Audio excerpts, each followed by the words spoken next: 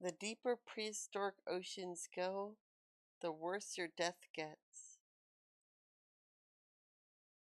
Being eaten alive is, from what I understand, not a great time. But here's the thing. Humans have been around for about 300,000 years, and in that time we've gotten pretty comfortable with the idea that we're at the top of the food chain, or at Yeah, least pretty close enough that much. it doesn't really matter day to day. We don't spend a lot of time worrying about being hunted because most of us live in places where the biggest predator that we encounter is maybe a coyote, and even then, we're probably True. fine. But the ocean spent about 500 million years workshopping different ways to kill things, and by the time humans showed up, most of the really dangerous and creative stuff had already been tried and tested and refined to the point where it was basically foolproof. I mean, these creatures had jaws that could bite through bone in 20 milliseconds, or tentacles that could wrap around you in complete darkness, or teeth arranged specifically to make sure that once you were caught, you stayed caught. And the thing about all of these different methods is that none of them cared about being fair or giving you a chance, because evolution doesn't optimize for fairness. It Yep. optimizes for They not get you, starving. they have So you. I had the morbid and brilliant thought, what would it be like to be a human transported back into this time on a little diving mission in the ocean and be hunted by each of these creatures? Well, turns out it's not going to be fun. So we're starting 6,000 meters down, which is about 4 miles below the surface if you're keeping track. And frankly, if you are keeping track, you've already made several poor choices leading up to this moment. At that depth, the pressure is roughly 8 tons per square inch, which means basically nothing to you because you can't conceptualize that. But what you can conceptualize is darkness. Complete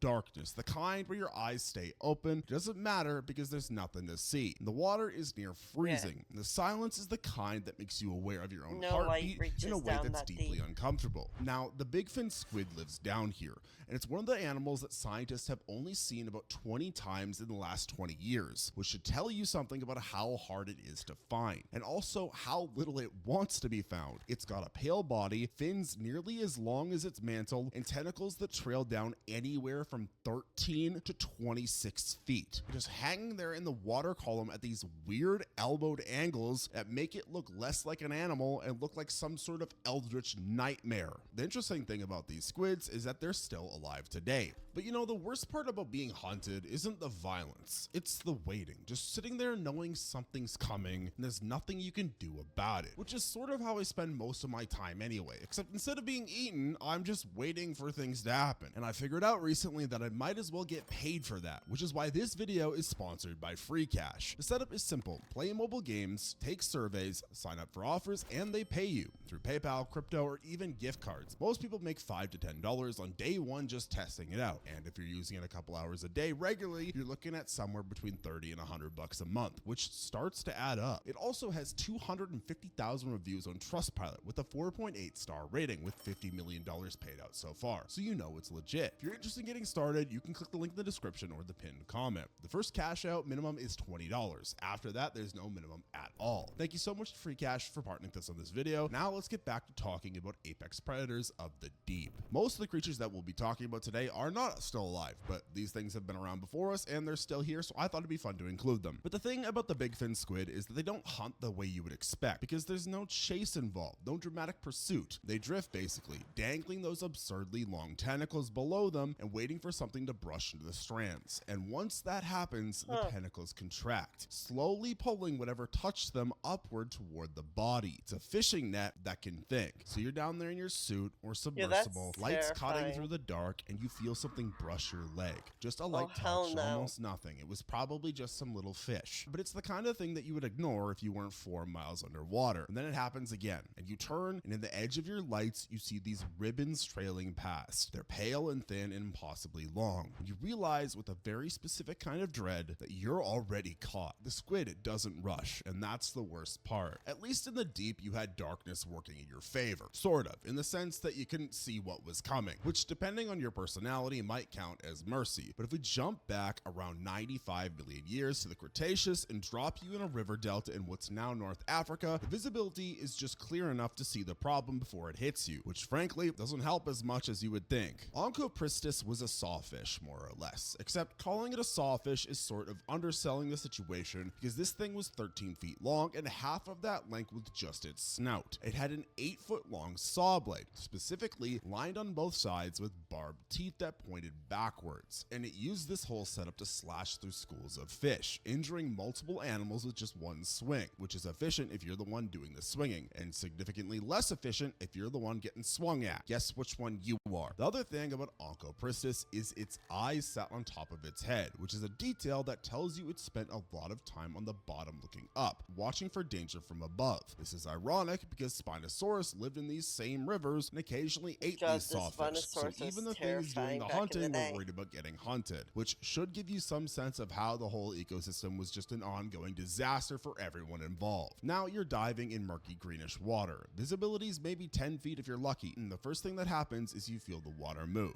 Not see, but feel. A pressure wave, a displacement, and then something whips past your face close enough that you actually feel the turbulence. You turn, and through the silk cloud, you catch a glimpse of something long and flat with a snout that looks purpose-built for exactly one task. And that task is stabbing you. But real quick, if you're actively trying to get away from a prehistoric murder fish fight right now, you should probably hit the subscribe button and also like this video because that helps me out a ton. And hey, maybe you'll actually survive one of these encounters if you do so. If you thought a saw snout was weird engineering, the thing that came before it was somehow worse, because 360 million years ago during the Devonian period, nature looked at the concept of teeth and said, no, actually, we can do something much more disturbing than that. What it did instead was create Dunkleosteus, which was 15 feet of armored fish nightmare. It didn't have teeth at all, but rather had bony plates in its jaws that worked exactly the same way a guillotine works, which is to say, extremely well, and with very little room for error. The bite force on this thing was somewhere in the range of a T-Rex, which seems excessive for a fish. It could open its jaws in 20 milliseconds, which is 1/5 of a second, and that speed created a vacuum effect that would literally pull you towards its mouth before the mouth even closed in on you. So the attack sequence here is you getting yanked forward involuntary, you having about enough time to understand what's happening, but not enough time to do anything about it, and then the jaws snap shut, and whatever was in between them is no longer in one piece. Fossil evidence shows Dunkleosteus ate othered armored fish, sharks, and occasionally delved into the fun little hobby of cannibalism, which suggests it was the kind of predator that didn't really care what it bit as long as the biting got done. The jaw blades would slice through shell, bone, cartilage, basically anything that could qualify as biological material, and it could do this repeatedly without the blades dulling because they were self-sharpening, which of course they were. Why not? We've already created this apex killing machine. We've got to give it a knife sharpener. Why not? So you're in the Devonian water, reasonably clear, and you actually see this thing coming, which you think would.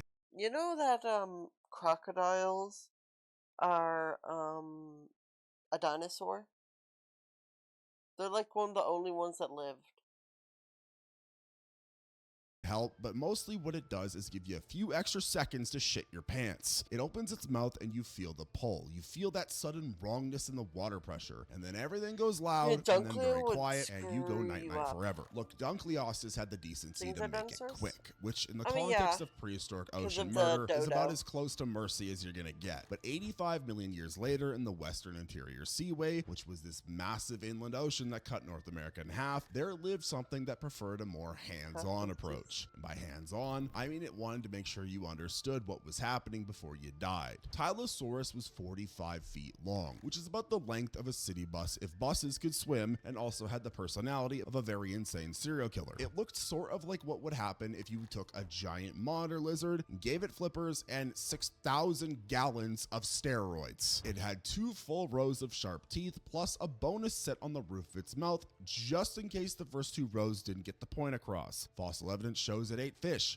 sharks, seabirds, plesiosaurs, and other mosasaurs, which means it basically looked at the food chain and decided the whole concept was stupid and it'll eat anything anyways. The thing that made Tylosaurus particularly unpleasant, though, was that it had a strategy. Most of these animals just hit you and figured out the details later, but this one had a whole process, and that process started with ramming. Not biting, ramming. It would charge at you and smack you with the blunt end of its snout, which doesn't sound that bad until you remember it weighed several tons lungs and was moving at a pretty fast speed. So what happens is your ribs crack and you're suddenly trying to breathe through what used to be your chest cavity, but your chest cavity doesn't really exist anymore because all of your ribs have collapsed inward and your lungs are punctured. And then while you're dealing with that and probably your suit is leaking oxygen, the hit and circle method meant that you were very aware of what was coming next, which was the actual bite. And the actual bite involved teeth that didn't slice as much as they just punctured through things and held. Safe to say, you became sushi that night. Now, strategic killing is scary, sure, but there's a special kind of terror that comes from something that doesn't strategize at all and just operates on pure, unfiltered rage for eating. Xiphinctus was that thing, and it was 16 to 20 feet of what can only be described as ambition in fish form. Basically, this animal regularly attempted to swallow prey that was half its own body length, and sometimes that worked and sometimes it died in the process. And there's actually a famous fossil of a 4-meter Xiphinctus with a 2-meter fish perfectly preserved in his rib cage because it choked to death trying to eat something that was clearly too big. This fish could not be reasoned with.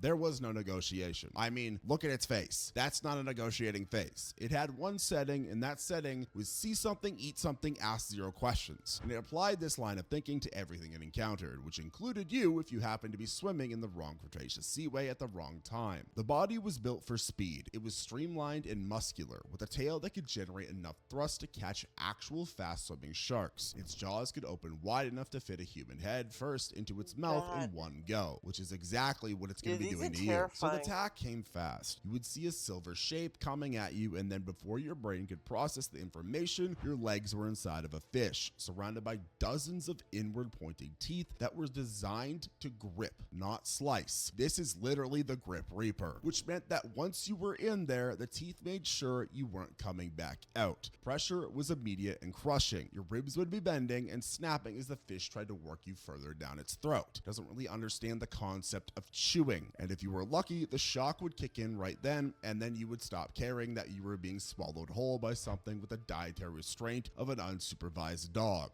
I mean, have you seen my dog? He will eat literally anything he can get his hands on, including my smelly socks. If you were unlucky, you would stay conscious long enough to feel yourself sliding backward into something wet and dark. And if the Xiphinctus was unlucky, it would die because you were too big to eat. But in this situation, it's just having a good meal. Getting eaten whole is at least over relatively fast, assuming the fish doesn't choke and trap you in a fossilized crime scene for 300 million years. But back in the Carboniferous period, about 300 million years ago, the swamps had a different approach to killing you. And that approach involved a lot of very small things working together as a team, which is somehow worse than one big thing working alone. Tully Monstrum was about a foot long, which sounds harmless until you learn it was probably related to lampreys, which are these things. They are the nightmare eels that latch onto things with circular sucker mouths and rasp away at flesh using a tongue that is literally covered in teeth. Except Tully Monstrum had this weird trunk with a claw at the end and eyes on stalks that stuck out from its head at right angles. So it looked less like a fish and more like something designed by my 5-year-old cousin who loves dinosaurs way too much. No, little Jimmy, there is no way a Stegosaurus is beating a T-Rex. I do not give a shit what you think. Your idea is stupid. Go back to school, read a damn book. Oh, listen, I'm not letting little Timmy understand that a Stegosaurus is gonna beat a T-Rex. Come on. You'd be wading through a Carboniferous swamp with warm, murky water up to your chest. Your visibility is maybe at an arm's length if the silt hadn't been kicked up yet, and the first indication that something was wrong would be a brush against your leg. Just a light touch, easy to ignore, the kind of thing that could be a stick or a plant or any number of non-threatening swamp stuff. But then it would happen again, and you would feel a pinch, sharp and sudden, and you'd look down into brown water and see nothing but your own legs disappearing into the murk. And that's when the rest of them would arrive. Tully monstrums didn't hunt alone, apparently, or at least there's enough of them in the fossil record clustered together that scientists think that they might have been social. And social in this context means multiple 1-foot lamprey things all deciding you looked interesting enough to take a bite out of, which probably isn't going to be a fun time. So small things swarming you is pretty bad, obviously, but there's something uniquely terrible about being killed by a single animal that comes equipped with 3 separate ways to ruin your life. And that's where Protosphaerania enters the conversation. This was a fish from the late Cretaceous that looked at the concept of teeth and said, sure, teeth are fine, but what if we added a sword to the face and also turned the fins into knives, just to cover all of our bases? This is what I personally like to call the demon swordfish. It was 6 to 9 feet long and built for speed in a way a missile is built for speed, and it had a pointed snout that could stab, pectoral fins with serrated edges that could slash, and a mouth full of extremely sharp teeth that could bite. So depending on which angle it came at you from, you were dealing with a completely different problem. The fins were the really interesting part, if by interesting you mean deeply concerning, because they had actual serrations along the front edge, which were little saw teeth that turned every pass into a cutting motion, whether the fish was trying to cut you or not. Now you're in clear Cretaceous water, visibility is decent, you're trying to find a nice little starfish in the ocean, which you think would help you mostly, but what it does is let you see the thing coming and realize there's nothing you can do about it. The first pass happens fast. So it's a silver flash in the blue, and you feel a line of pain open across your thigh where one of those fins dragged through the wetsuit and kept going. Blood starts trailing and the fish is already gone, circling back, and this is the problem with the demon swordfish. It doesn't commit to one attack, it just keeps making passes. The second time it comes at you head on, and you actually see the sword nose aimed at your chest, and you try to twist out of the way, but the water doesn't let you move like that. So instead of a direct hit, you get a glancing blow that still manages to punch through your side just under the ribs. The third pass takes your arm,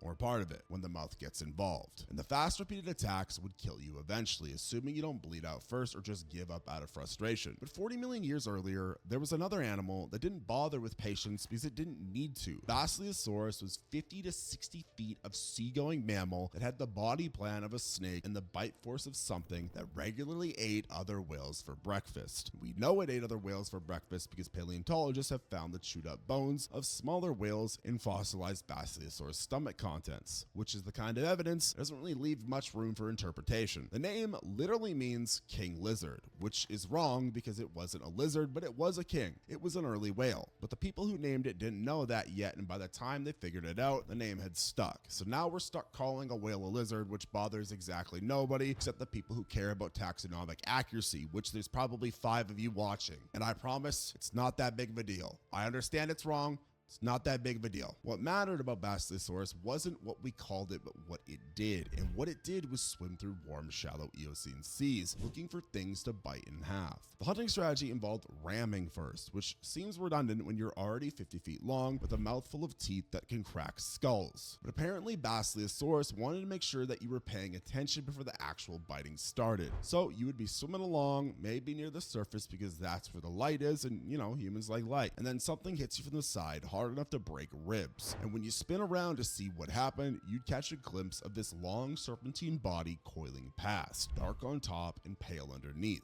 Then it would loop back, and this time the mouth would be open. Fossil bite marks on smaller whale skulls show Basilosaurus specifically targeted heads, probably because brains are nutritious and skulls are easy to crack if your jaws are designed for it. Yes, this thing was an apex predator, and its favorite snack was brains. Getting your skull crushed open by a 50-foot whale is at least over quickly, which counts for something. But evolution looked at that whole system. Like, just imagine just getting eaten and dying by one of these back in the day. Like, you're just like a caveman going, ooh, fire, fire.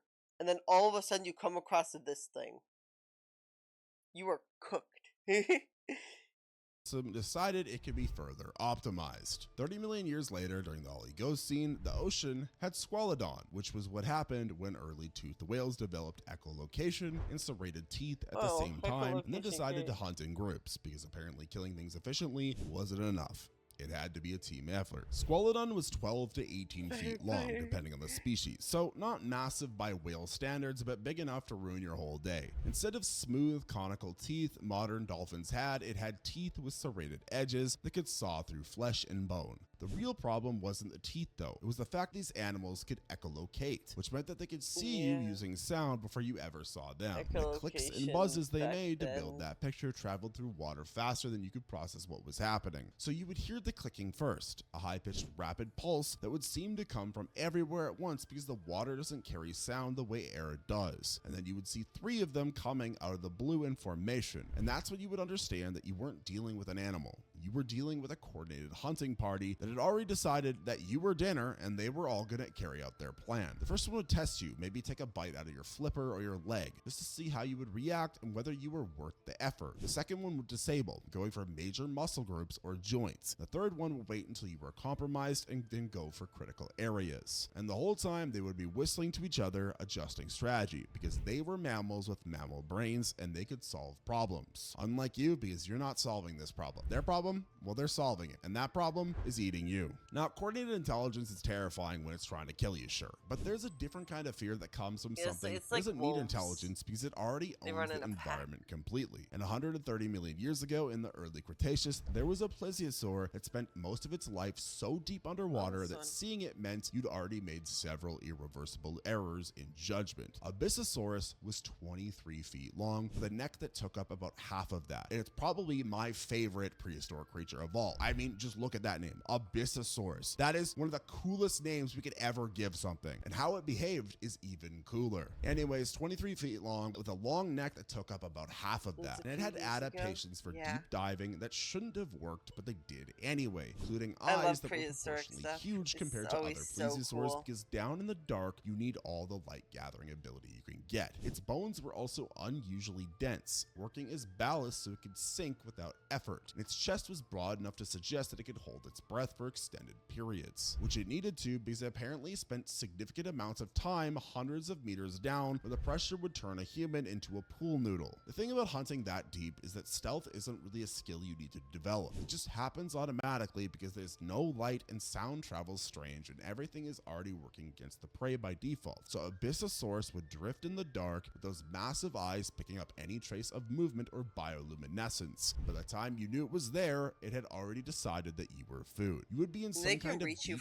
diving pressure suit, lights cutting through the black, and the first sign would be those eyes reflecting back at you from just beyond your light's reach. You would see two huge green circles, unblinking and getting closer. Then the shape would resolve, a long neck extending towards you in a way that seemed wrong because nothing that big should be able to move that quietly. And you would have maybe 3 seconds to understand that you had no chance out swimming it. You couldn't fight it, and you definitely couldn't survive it. The environment does half the work, and that predator just needs to do the rest. Now, deep sea predators kill you by hiding in the darkness, which is bad. At least there's an alien quality to it that makes the whole thing feel almost impersonal. But 165 million years earlier in the Jurassic, there was something that killed you with a method humans have been afraid of for as long as humans have existed near water. And that method is ambush from a crocodile, except this one lived in the ocean full time and had flippers. Metriorhynchus was 10 feet long, which is roughly the size of a decent alligator if alligators had decided land was boring and committed fully to the sea. It had a long snout packed with sharp teeth and a tail that ended in a fin for swimming, and limbs that had turned into flippers because walking was no longer relevant to its lifestyle. Fossil evidence shows it ate fish and squid mostly, but also wasn't above taking chunks out of dead plesiosaurs if the opportunity presented itself, which suggests that it had an opportunistic feeding strategy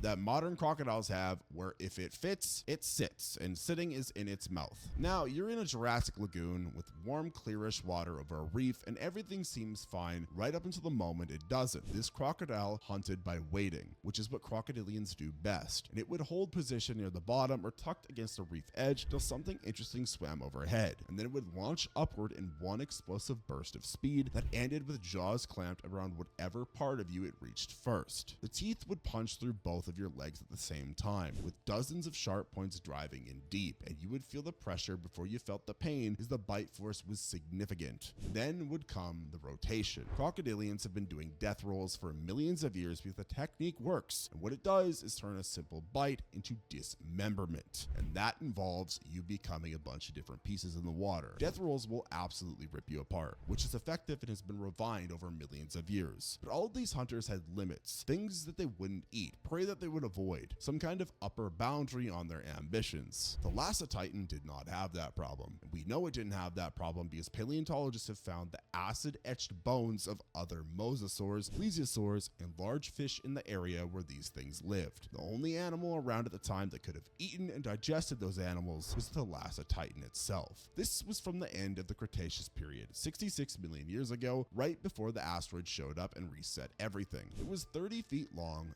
built heavy, with a skull that measured almost 5 feet, and teeth that were designed to crush bone rather than just pierce it. The teeth showed heavy wear patterns, which happens when you're regularly biting into hard armored prey, and there were bite marks on Thalassatitan fossils that matched other Thalassatitan teeth, meaning that they fought each other, possibly over food or territory, and those fights got serious enough to leave permanent damage. You would be diving in the warm North African Ocean that covered what's now Morocco. You might have even seen it feeding on something before it noticed you, tearing pieces off of a plesiosaur carcass with efficient twisting motions of its massive head. When it did turn its attention towards you, there wouldn't be any hesitation or assessment period. No curiosity about what you were, because the Thalassatitan operated on a very simple principle, which was, if it moves and it's made of meat, it's to be eaten. The first hit would be a ram. It would be that huge blunt head striking your chest hard enough to crack your sternum and probably collapse a lung. And then before you could process that, the jaws would close around your midsection. The teeth would meet in the middle, straight through your spine. You wouldn't survive the first bite, because if I'm being honest, nothing survived the first bite. This thing was a